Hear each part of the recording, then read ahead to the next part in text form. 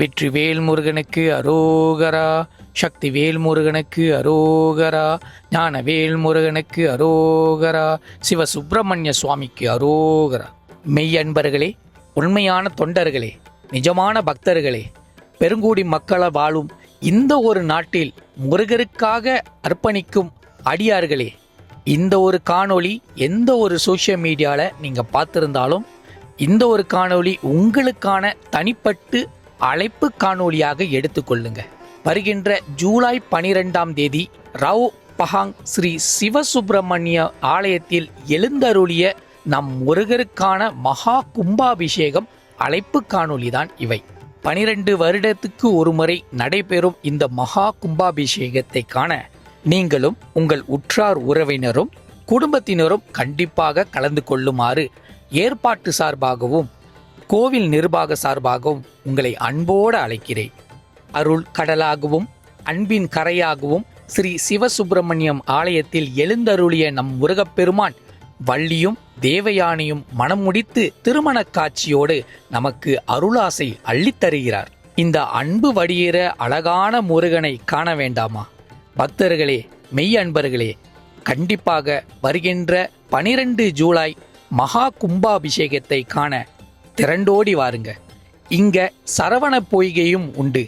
குழந்தை பாக்கியத்தை வேண்டி வேண்டி ஏங்கி நிற்கிறவங்களுக்கு கண்டிப்பாக நிவர்த்தனை கிடைக்கும்.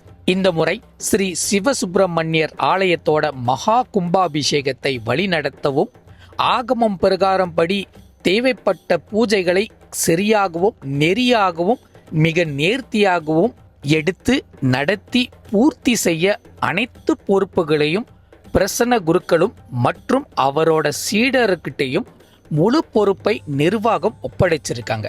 இந்த மகா கும்பாபிஷேகத்தை ஒட்டி முதல் பூஜையாக விக்னேஸ்வர பூஜையை வழிநடத்தி கும்ப நீராடி பூர்த்தி செஞ்சிட்டாங்க.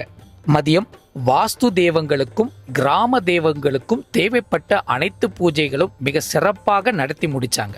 இன்று காலை ஜூலை 9ஆம் தேதி சம்ஹார பூஜையை வழிநடத்த பக்தர்களும் கோவில் நிர்வாகமும் மிக ஆவலோடு தன் வேலை கொண்டு எல்லா விதமான விசேஷ பூஜைகளை வழிநடத்தி இன்ப வெள்ளத்தில் பக்தர்களும் கண்ணீர் மல்க முருகரை வேண்டி மனமுருகி அவங்களுக்கு நடந்து கொண்டிருக்கிற நடக்க போற அனைத்து துன்பங்களும் துயரங்களும் இன்னல்களும் கஷ்டங்களும் அக்னியை எழுப்பிய அந்த ஓமக்குண்டத்தில் எரித்துவிட்டு முருகனை தரிசித்து கொண்டு பரவச நிலையை அடைந்தார்கள். நாளை ஜூலை 10ஆம் தேதி மகாலட்சுமி பூஜை நடைபெறும். இந்த பூஜையில்தான் சிலைக்கடியில் தங்கத்தை வைக்கிற நிகழ்வும் நடைபெறும். மற்றும் நாளை மறுநாள் அன்று சனிக்கிழமை ஜூலை 11ஆம் தேதி எண்ணெய் சாத்தும் விழா நடைபெறும். ஜூலை 12ஆம் தேதி மகா கும்பாபிஷேகம் நடைபெறும். பக்தர்களே, கண்டிப்பாக திரளாக வாருங்கள். கோவில் நிர்வாக சார்பாக உங்களை அன்போடு அழைக்கிறேன். வெற்றிவேல் முருகனுக்கு அரோகரா. நமச்சிவாய வாழ்க, நாதந்தாள் வாழ்க.